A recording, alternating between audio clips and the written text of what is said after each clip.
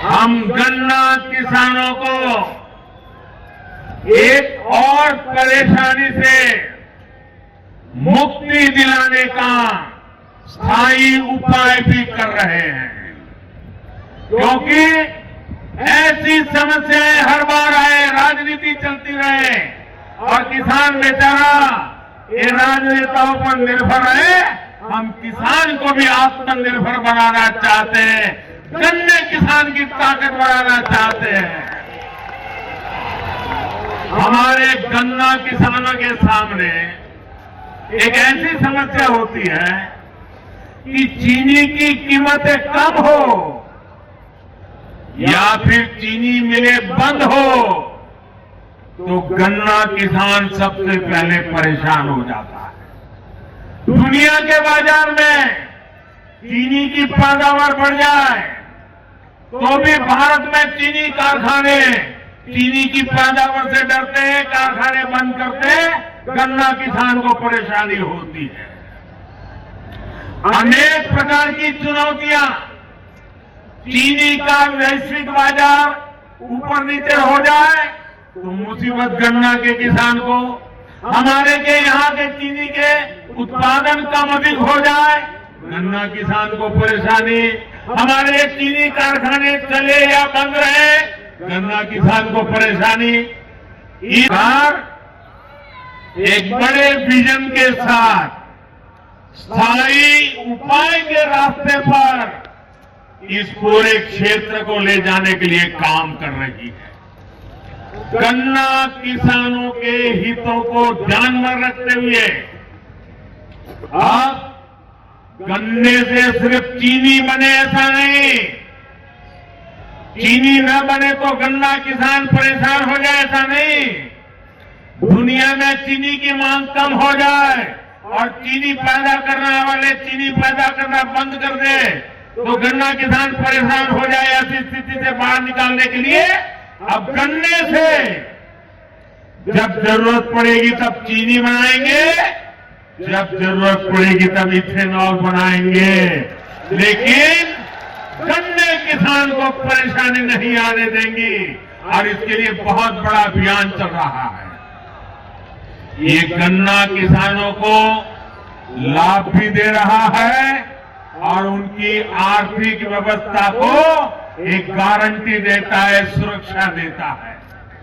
मुझे खुशी है योगी जी ने ताबड़तोड़ इस काम में मेरी मदद की और भारत सरकार जो मिशन लेकर के चल रही थी, योगी जी कंधे से कंधा लेकर के मिला करके मेरे साथ चले और इतने कम समय में यूपी को 12,000 करोड़ रुपए गन्ने से जो इथेनॉल बना ना, 12,000 करोड़ रुपया इथेनॉल से मिले हैं जो उत्तर प्रदेश के काम आ रहे हैं। भाइयों बहनों, गन्ना किसान को सुरक्षा दे रहे हैं। देश के अंदर इस सदी की सबसे बड़ी महामारी के दौरान देश के 135 करोड़ लोगों के जीवन को बचाने के लिए जिस कोविड प्रबंधन के माध्यम से दुनिया के अंदर पूरे भारतवासियों के सम्मान को बढ़ाने का कार्य किया है, आज उसका परिणाम हमारे सामने है कि कोरोना की तीसरी वेव कब आई कब चली गई किसी को पता नहीं, लेकिन हर व्यक्ति सुरक्षित भी है और डबल इंजन की सरकार डबल डोज राशन का भी प्राप्त कर रही है। भाइयों बहनों, उत्तर प्रदेश विधानसभा चुनाव का आज प्रथम चरण का मतदान हो रहा है। प्रदेश की 58 सीटों पर 11 जनपदों में जहां ये मतदान बड़े धूम धड़ाके के साथ एक बार फिर से आदरणीय मोदी जी के नेतृत्व और मार्गदर्शन में डबल इंजन की सरकार उत्तर प्रदेश के अंदर फिर से आएगी, इस संकल्प के साथ उत्तर प्रदेश का मतदाता वोट देने के लिए उत्सुक है। आज जब आदरणीय प्रधानमंत्री जी ने 2022 के विधानसभा चुनाव में अब तक वर्चुअली सभी प्रदेशवासियों का और देशवासियों का मार्गदर्शन किया और आज जब प्रत्यक्ष रूप से उपस्थित होकर के वहां आज अपना मार्गदर्शन दे रहे हैं, उन्होंने मां शाकंभरी के इस पावन धाम को चुना है। मैं इस अवसर पर आदरणीय प्रधानमंत्री जी का एक बार फिर से आप सभी की ओर से हृदय से स्वागत और अभिनंदन करते हुए आदरणीय प्रधानमंत्री जी को सादर आमंत्रित करता हूं कि आदरणीय प्रधानमंत्री जी हम सबका मार्गदर्शन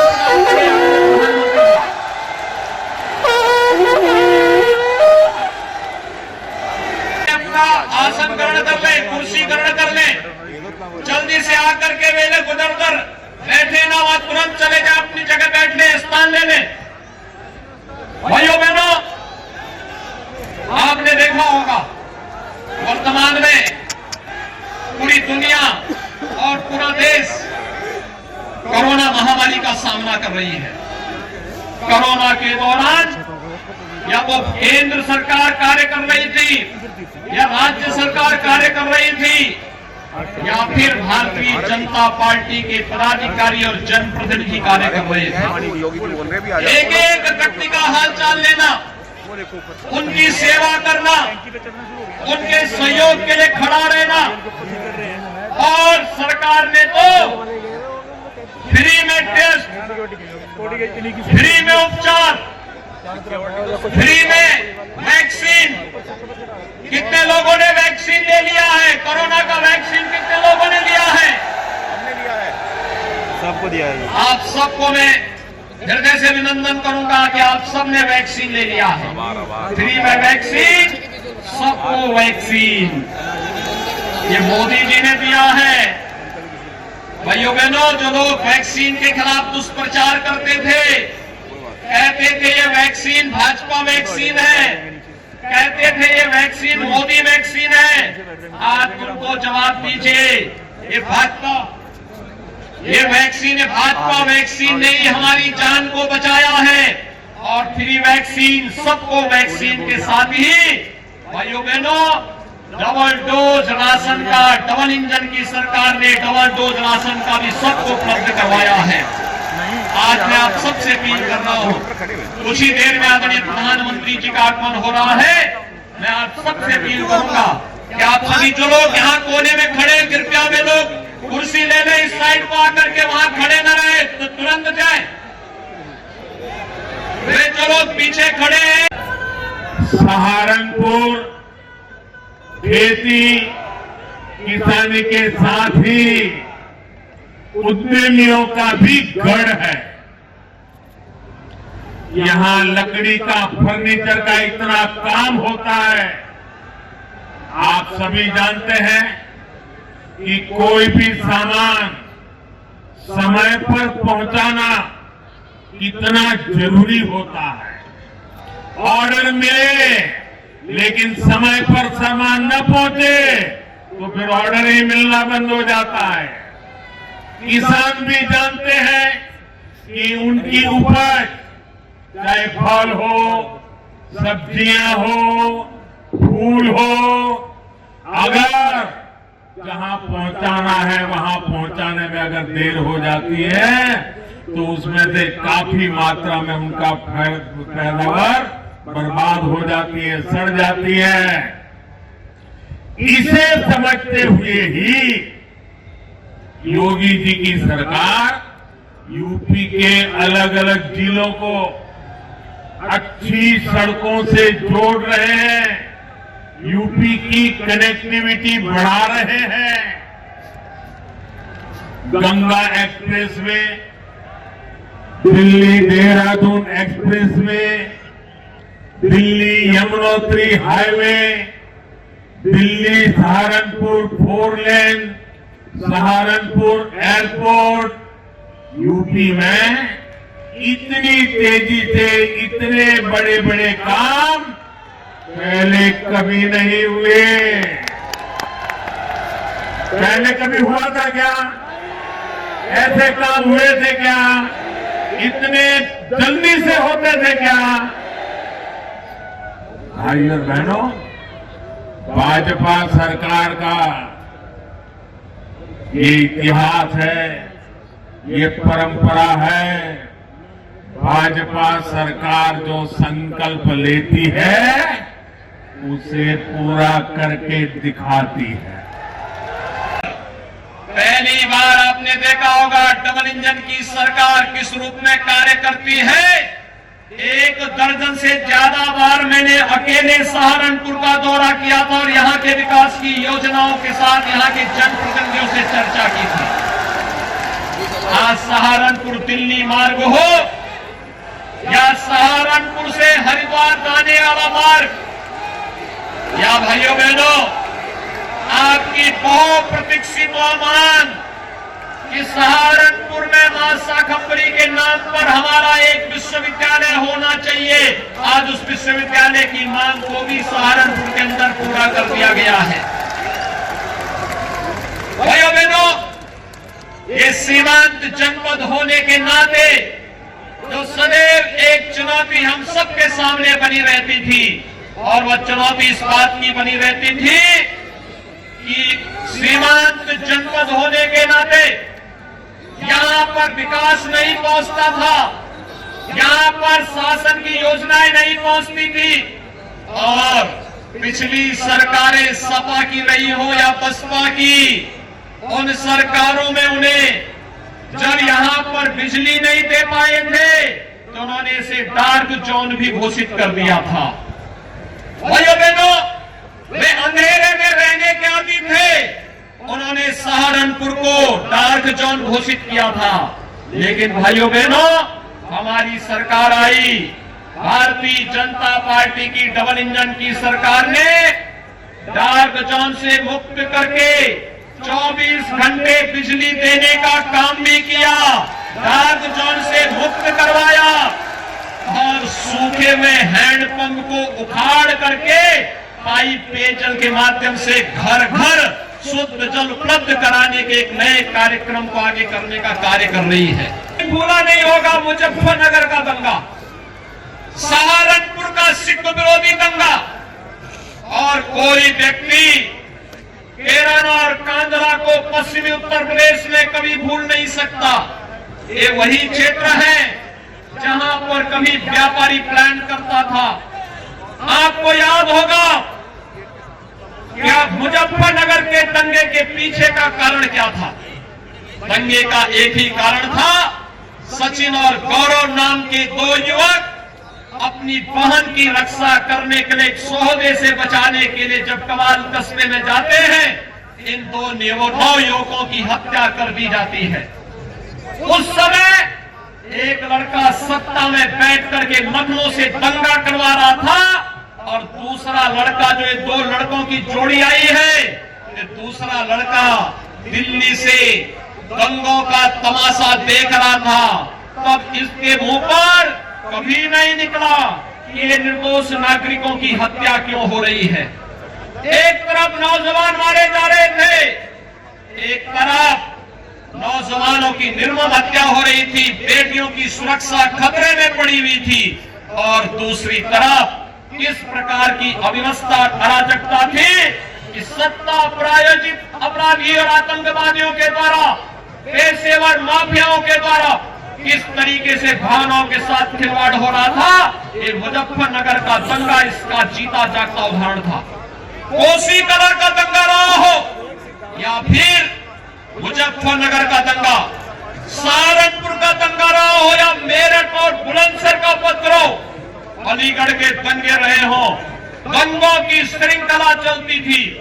पिछली सरकारों के समय भाइयों बहनों, उस समय किस प्रकार की अराजकता थी। सरकार एक तरफ कर्फ्यू लगा करके, दंगा करा करके कर्फ्यू लगाती थी, पर्व और त्योहार नहीं मनाने देती थी, अव्यवस्था और अराजकता का तांडव कराती थी, और दूसरी तरफ पर्व और त्योहारों पर रोक लगाती थी, कांवड़ यात्रा नहीं निकलने देती थी।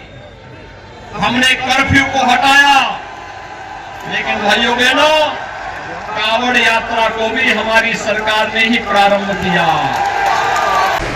मुजफ्फरनगर की चरथावल विधानसभा पर मतदान शांतिपूर्ण तरीके से संपन्न हुआ। मुजफ्फरनगर जनपद के चरथावल विधानसभा क्षेत्र में विधानसभा चुनाव सकुशल और शांतिपूर्ण तरीके से संपन्न हुआ। विधानसभा चुनाव को सकुशल व शांतिपूर्ण संपन्न कराने में पुलिस प्रशासन ने कोई कसर नहीं छोड़ी। वहीं मतदान केंद्रों का जिलाधिकारी चंद्रभूषण सिंह, एसएसपी अभिषेक यादव ने ऑब्जर्वर व अधीनस्थ अधिकारियों के साथ पहुंचकर व्यवस्थाओं का जायजा लिया। वहीं समाजवादी पार्टी के स्टार प्रचारक हरेंद्र मलिक ने प्रशासन पर मुस्लिमों के वोट डालने से रोकने का आरोप लगाया। दरअसल मुजफ्फरनगर जनपद के चरथावल विधानसभा क्षेत्र में विधानसभा चुनाव 2022 के कुशल व शांतिपूर्ण तरीके से संपन्न हो गया। वोट डालने को लेकर मतदाताओं में खासा उत्साह देखा गया। मतदान केंद्रों पर वोट डालने के लिए लोगों की भारी भीड़ जुटी रही। वहीं पुलिस द्वारा सुरक्षा व्यवस्था की चौक चौबंद व्यवस्था की गई थी। पुलिस द्वारा जांच के उपरांत ही मतदाताओं को मतदान केंद्र में प्रवेश दिया गया। वहीं प्रशासन द्वारा कोरोना गाइडलाइंस का पालन कराया गया। मतदाताओं को बिना मास्क के मतदान केंद्र पर जाने की अनुमति नहीं मिली। वहीं मतदान केंद्र पर पहुंचते ही मतदाताओं के हाथों को सैनिटाइज भी कराया गया। वहीं कुटेसरा गांव के मतदाताओं को मतदान केंद्र पर मतदान करने से रोकने की सूचना पर समाजवादी पार्टी के प्रत्याशी पंकज मलिक के चीफ एजेंट हरेंद्र मलिक ने बीजेपी सरकार पर निशाना साधते हुए कहा कि उनके द्वारा अल्पसंख्यकों की वोटों को रोका जा रहा है। जहां सूचना मिलते ही तत्काल स्थानीय थाना प्रभारी मौके पर पहुंचे और उन्हें आश्वस्त किया कि इस तरह की कोई घटना नहीं होगी। मुजफ्फरनगर जनपद के चरथावल विधानसभा क्षेत्र में विधानसभा चुनाव 2022 शांतिपूर्ण तरीके से जारी है। मतदाता अपने मताधिकार का प्रयोग कर रहे हैं। वहीं सुरक्षा की दृष्टि से हर मतदान केंद्रों पर भारी पुलिस फोर्स की तैनाती की गई है। वहीं सुरक्षा की दृष्टि से एसपी सिटी अर्पित विजय वर्गीय के साथ साथ स्टैटिक टीमें, वही क्लस्टर मोबाइल आदि टीमें गश्त पे लगी हुई हैं। वही मतदाताओं को गेट पर चेकिंग के बाद ही अंदर आने दिया जा रहा है। कुल मिलाकर चरथावल क्षेत्र में विधानसभा चुनाव 2022 शांतिपूर्ण तरीके से जारी है। हालांकि सुबह के समय कोहरे व ठंड के चलते लोगों की काफ़ी भीड़ नहीं दिखी, लेकिन जैसे जैसे मौसम साफ होता गया, धूप खिलती गई, मतदाताओं की लाइनें बढ़ती गई। कुल मिलाकर चरथावल क्षेत्र में मतदान शांतिपूर्ण तरीके से संपन्न हो गया। देखिए, जैसे आपको पता है कि सहारनपुर रेंज के 2 जनपद जिसमें मुजफ्फरनगर और शामली हैं, उनकी इलेक्शन फर्स्ट फेज में थी, जो आज सुबह 7 बजे से लेकर शाम के 6 बजे तक है। और उसमें अभी तक काफ़ी अच्छी पोलिंग भी हुई है और कहीं भी कोई लॉ एंड ऑर्डर की स्थिति सामने नहीं आई है। कुछ जो शुरू में दिक्कतें आई थी, कहीं पे कोई ईवीएम की प्रॉब्लम आई थी, वो सुबह की सुबह ही सॉर्ट आउट हो गई थी। उसके अलावा बिना किसी दिक्कत के, बिना किसी परेशानी के अभी तक ये इंश्योर किया गया कि प्रॉपर फ्री और फेयर इलेक्शंस यहाँ पे हों। और जो बाकी का बचे हुए समय है उसमें भी जितने भी लोग 6 बजे तक पहुँच जाएंगे पोलिंग सेंटर पे, ये सबको पता है, सबको ब्रीफ किया गया है। तो उसके बाद उनको टोकन दे के या उनको लाइन बनवा के, और जब तक उनका मतदान खत्म ना हो, प्रॉपर्ली करवाया जाएगा। और उसके बाद जितनी भी हमारी पोल ईवीएम है उनको सीएपीएफ के साथ उनकी सिक्योरिटी में, उनकी प्रॉपर सिक्योरिटी में कलेक्शन सेंटर तक लेके जाया जाएगा और स्ट्रॉन्ग रूम तक लेके जाया जाएगा। मुझे पूरा विश्वास है कि जिस तरह से हमारी पुलिस टीम और सिविल एडमिनिस्ट्रेशन की टीम अभी तक कार्य कर रही है और जो हमारे पोलिंग पर्सनल हैं वो कार्य कर रहे हैं, कहीं भी कोई दिक्कत नहीं आएगी और बहुत अच्छी पोलिंग परसेंटेज के साथ फ्री एंड फेयर पोल यहाँ पे होगा। इलेक्शन एजेंट हूँ समाजवादी पार्टी के कैंडिडेट का, और मुझे शिकायत मिली थी कि माइनॉरिटी के लोगों को बूथ से बाहर धमका करके मतदान से रोका जाए। उस शिकायत के उसमें मैं यहाँ आया था। थाना अध्यक्ष ने आश्वस्त किया है कि ये अब दोबारा ये शिकायत नहीं आएगी। जिसने किया था उसको भी कहा गया है कि ऐसा न करो। हाँ, शिकायत थी। ये इनकी ये प्रैक्टिस है कि माइनॉरिटी के लोगों को बूथ से बाहर डरा लो ताकि वो मतदान कम करें। और दूसरी तरफ कुछ ऐसे बाहुबलियों के क्षेत्र हैं जहां फर्जी मतदान हो रहा है। यहाँ अभी 50% ही मतदान हुआ, इधर 65% तक हो चुका। परंतु जनता का समर्थन है, जीतेगी तो सरकार। शामली के कांधला थाना क्षेत्र के गांव डूंडूखेड़ा में मतदान के दौरान 2 युवकों में मारपीट हुई, जिसमें युवक गंभीर रूप से घायल हो गया। शामली के कांधला थाना क्षेत्र के गांव डूंडूखेड़ा में मतदान के दौरान 2 युवकों के साथ मारपीट की गई, जिसमें दोनों युवक गंभीर रूप से घायल हो गए। सूचना पर पहुंची पुलिस ने घायलों को सरकारी चिकित्सालय भर्ती करा दिया। दरअसल मामला शामली जनपद के कांधला थाना क्षेत्र के गाँव डूंडूखेड़ा का है, जहाँ गाँव डूंडूखेड़ा निवासी आबिद व शौकीन नाम के 2 युवकों के साथ मारपीट की गई। घायलों के परिजनों के द्वारा बताया गया कि वह वोट डालने के लिए मतदान केंद्र के गाँव डूंडूखेड़ा पहुंचे थे, जहाँ गुर्जर समाज के कुछ लोगों ने उन्हें वोट डालने से मना किया और विरोध करने पर दोनों युवकों के साथ साथ मारपीट कर उन्हें घायल कर दिया गया और आरोपी मौके से फरार हो गए। सूचना पर पहुंची पुलिस ने घायलों को कांदला कस्बे के सरकारी चिकित्सालय भर्ती करा दिया। गए थे जी, अच्छा, पुलिस ले गई थी, शासन बुलाया के करता है तो उधर तक वोट गिरवा के चल दिए करते, वहाँ तक पहले पुलिस हमारे साथ में थी। हाँ। रास्ते में पीट लिया हम पकड़ के। क्यों पीटे हैं? पुलिस के सामने वोट गिर गए। वोट ना गिरो। अच्छा, क्यों गिर गए? अच्छा, कौन लोग थे मना कर रहे थे गुज्जर गुज्जर लोग वोट डालने से? जी। तो इसी बात पे झगड़ मारपीट हाँ जी, और हमारा कोई झगड़ा नहीं है। अच्छा, किस चीज से हुई मारपीट ये? जी, अब तुम कड़े पार रे। अच्छा, के पता के मारे ना तुम ले रे। कार्रवाई चाहते हैं आप? हाँ, तो मैं कार्रवाई चाहते हैं? हाँ जी, कार्रवाई। और फिलहाल वक्त हो चला है फटाफट खबरों का। शामली के थाना भवन विधानसभा के जलालाबाद में 20 बूथों पर 19,724 मतदाता हैं। इन मतदाताओं में से 13,767 मतदाताओं यानी कि 70% मतदाताओं ने मतदान किया। गांव सोजनी उमरपुर के मतदान बूथ पर सुबह 6 बजे ईवीएम मशीन चेकिंग दौरान चल नहीं सकी। इस पर पीठासीन अधिकारी प्रमोद कुमार ने रिपोर्ट देकर दूसरी ईवीएम मशीन से सुबह 7 बजे मतदान शुरू करा दिया। प्रशासन जलालाबाद क्षेत्र में मतदान स्थलों पर सख्त नजर आया। जलालाबाद के junior high school, primary school number 1, Guru Nanak कन्या इंटर कॉलेज स्थित मतदान स्थलों पर कुछ युवकों को फर्जी मतदान करते हिरासत में लेकर थाने पहुंचा दिया गया। छिटपुट घटनाओं के बीच जलालाबाद कस्बे के गांव दबेड़ी, दुबाला, अमेटा, याकूबपुर, कादरपुर, अहमदपुर, सोहनी डेरा, सोहनी उमरपुर, हसनपुर लोहारी, उमरपुर, जानीपुर, दकोड़ी जमालपुर, चंदेनामाल, उमरपुर, इरशादपुर माजरा, नागल में मतदान शांतिपूर्ण संपन्न हुआ। सुबह से ही मतदाताओं में मतदान के लिए भारी उत्साह देखा गया। पुलिस प्रशासन की ओर से मोबाइल पर पाबंदियां रही। प्रत्याशियों के एजेंट को मतदान कक्ष के बाहर बैठाया गया। ई रिक्शा, कार से मतदाताओं को मतदान स्थल तक लाया गया। देखिए, जैसे आपको पता है कि उत्तर प्रदेश विधानसभा का फर्स्ट फेज का जो इलेक्शन चल रहा है जनपद शामली में सवेरे 7 बजे से ही कुल 460 मतदान केंद्रों पर और 1067 मतदेय स्थलों पर चल रहा है। पूर्णतः जो है पारदर्शी रूप से, निष्पक्ष रूप से, स्वतंत्र रूप से, निर्भीक होकर के लोग मतदाता अपने अपने मतदान केंद्रों पर जा रहे हैं और मताधिकार का प्रयोग कर रहे हैं। अभी तक जैसा जो संज्ञान में आया है, परसेंटेज भी काफ़ी अच्छा रहा है जनपद का। जितने जनपदों में आज मतदान हो रहा है उसमें से जनपद शामली का परसेंटेज 1 नंबर पे चल रहा है। ये निश्चित रूप से लोगों की जागरूकता का परिणाम है और पुलिस को हम अलर्ट मोड पे रखते हैं। 35 कंपनी जो हमारी CAPF और PSC की कंपनियां हैं, इनके माध्यम से लैंड ऑर्डर पे भी देखा जा रहा है और पूर्णतः जैसा कि आपको पता है 11 जोन और 110 पुलिस सेक्टर कुल मिलाकर के लगभग 200 मोबाइल पार्टियां पुलिस की लगातार निरंतर भ्रमणशील रह रही है और जनपद शामली में फ्री एंड फेयर इलेक्शन जो कंडक्ट कराने की जिम्मेदारी पुलिस प्रशासन पे थी वो अभी तक निष्पक्ष रूप से चल रहा है। मैनेज करके बताओ।